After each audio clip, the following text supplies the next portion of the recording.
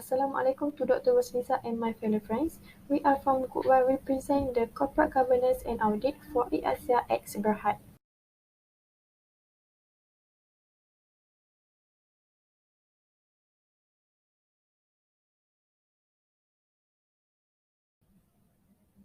Assalamualaikum, my name is Nur Fatiha binti Ismail. So I represent the concept of good corporate governance in Malaysia and comprehend, apply and report care approach in MCCG 2021. Good corporate governance practices create the vision, processes and structures needed in a company to ensure that the company can be sustainable in the long term. The good corporate governance needs the board leadership and effectiveness. The board is responsible for a company's long-term performance and the delivery of sustainable value to its stakeholders. The board is important in creating leadership thought, supporting good governance and ethical standards throughout the company. An effective board should consist of the right group of people with the correct combination of skills, knowledge, experience, and independence that are relevant to the company's objective and strategic goal. Next, good corporate governance needs effective audit and risk management. Effective audit and risk management will provide companies with guidance in making suitable arrangements for their audit and risk management processes. Next, integrity in corporate reporting and meaningful relationship with stakeholders. Good corporate governance needs the company to continuously engage and communicate with stakeholders to build trust and understanding between the company and its stakeholders. It will provide stakeholders a better understanding of the company's goals and management quality. Next, the Comprehend, Apply and Report Care approach in MCCG 2021. The care approach is to ease the adoption of the recommended practices. The element comprehend state that the board should understand and incorporate the integral role of economic, environmental, and social responsibility towards the company's performance and long-term sustainability in the decision-making process to ensure that the business sustain growth and operate successfully. The new MCCG introduced the care approach, which is a shift from comply or explain concept to the apply or explain an alternative approach. The element apply state that the board implement the practice while considering the environment in which the effort operate, the size and complexity of the business, the risk and difficulty encountered. The board should apply a suitable practice to make the intended outcome. The element report states that companies provide fair and meaningful disclosure and explanation on how companies apply each corporate governance practice and how the practice achieve the intended outcome.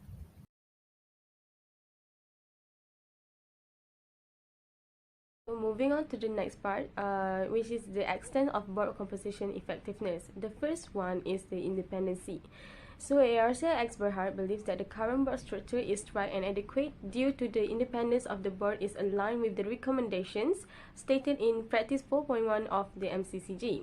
ARC X Berhard should consider including the executive director's role because it is important especially to be included in the risk committee where they are able to oversee the accuracy of risk of the current risk assessment more effectively, and also they are able to manage all the day-to-day responsibilities of the organizations, including managing staff and volunteers.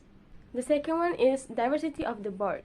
According to Practice 5.9, all boards should comprise at least 30% of women directors because a better mix of leadership skills women are better at defining responsibilities, mentoring, and coaching. ARC X Berhard seems to not have an adequate female member in the board because there's only one female director out of 6. The number is equivalent to approximately 17% of the board is female.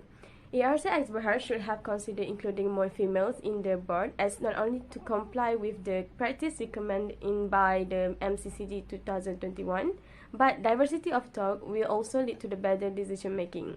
The diverse age range means more experience with digital transformation and analytics tools due to the younger people bring new technological innovations to businesses, and it could benefit ARC X Berhard to gain competitive advantage compared to the other potential competitors. Next, the third one is tenure. The board allows an independent director to remain as independent director after serving a cumulative term of 9 years only, after providing justification and seeking annual shareholders' approval through a two-tier voting process at a general meeting. The two-tier voting process has been adopted in its constitutions for retentions of any independent director who has served more than 12 years in that capacity. This composition also can be considered effective as it recognizes practice 5.3, which is to provide justification and seek annual shareholders' approval to stay independent after 9 years. Okay, the third one is board of restructuring. ARC Berhad is aware of the advantages of a diverse board. This is the reason why the company's board diversity policy choose candidates for the board will depend in part on the number of applicants who have the required qualifications in terms of skills, knowledge, and experience. So, in order to achieve effective stewardship and maintain its competitive advantage, the board thinks that they have to achieve effective stewardship and maintain its competitive advantage.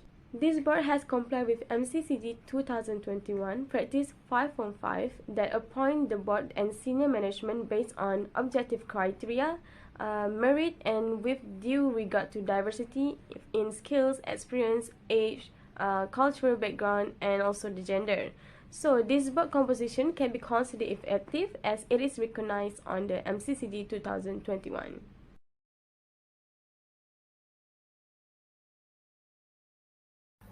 Question 3 is evaluate the effectiveness of board committee and their contribution. For AAJ Act, F, 4 board of committee. First, audit committee. Next, nomination and remuneration committee. Third, risk management committee. And last, safety review board. For audit committee, have 2 independent non-executive directors and 1 non-independent non-executive director. The Audit Committee is tasked with assisting the Board of Directors in fulfilling its oversight function in relation to the company financial reporting and internal control.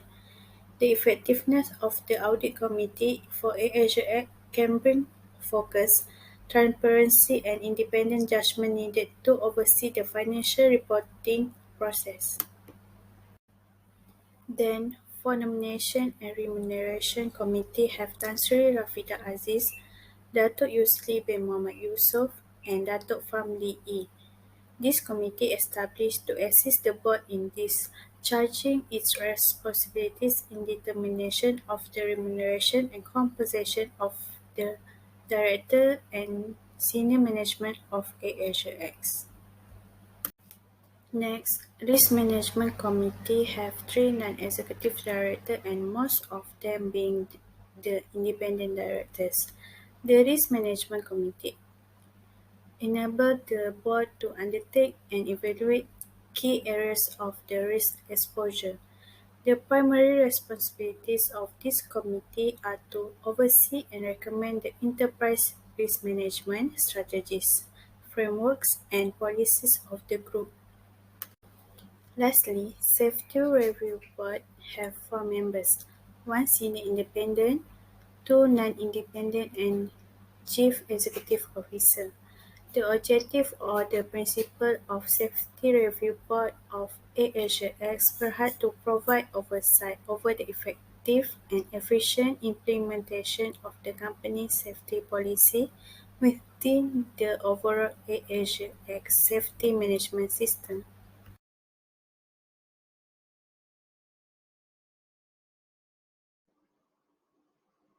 Next, types of audit report issued against the organization for the last 3 years. Based on the annual report of ARCIX, we found that the auditor stated as an unqualified opinion for the year 2018 and 2019.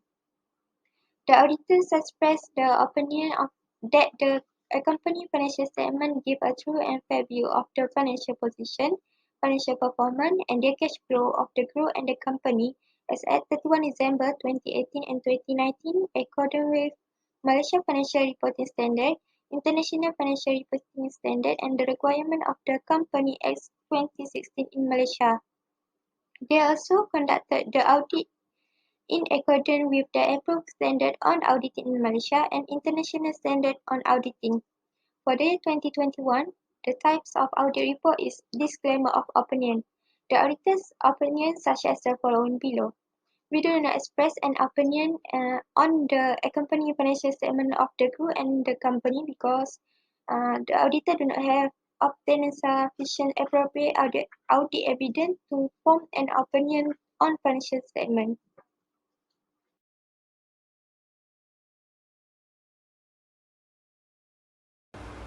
Now, for the audit report, issues stated are material uncertainty related to going concern and basis for disclaimer of opinion.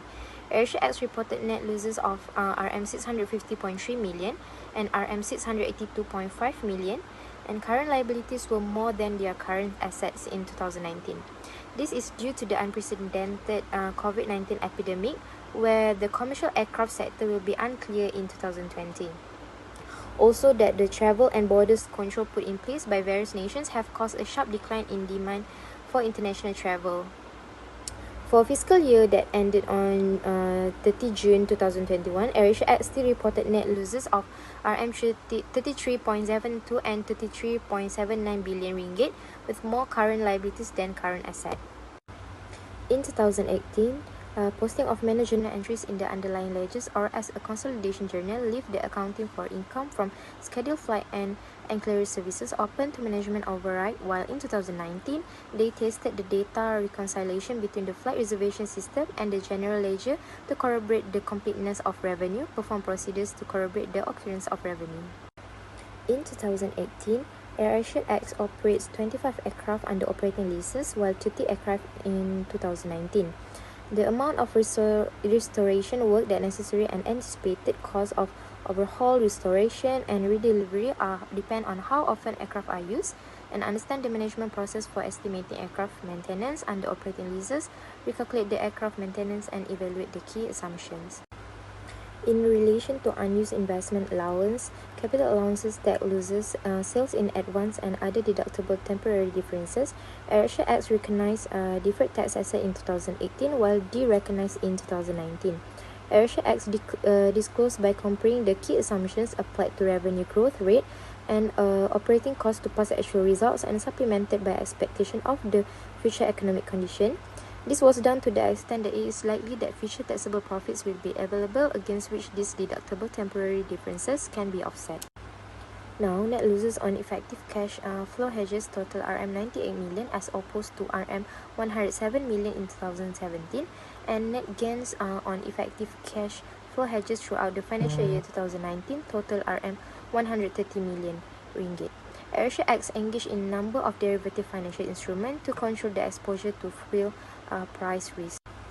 In 2021, due to the significance of the matters described in the basis for the disclaimer of opinion section, auditor is unable to form an opinion on the financial statements due to the potential interaction of uncertainties and their possible cumulative effects on the financial statements.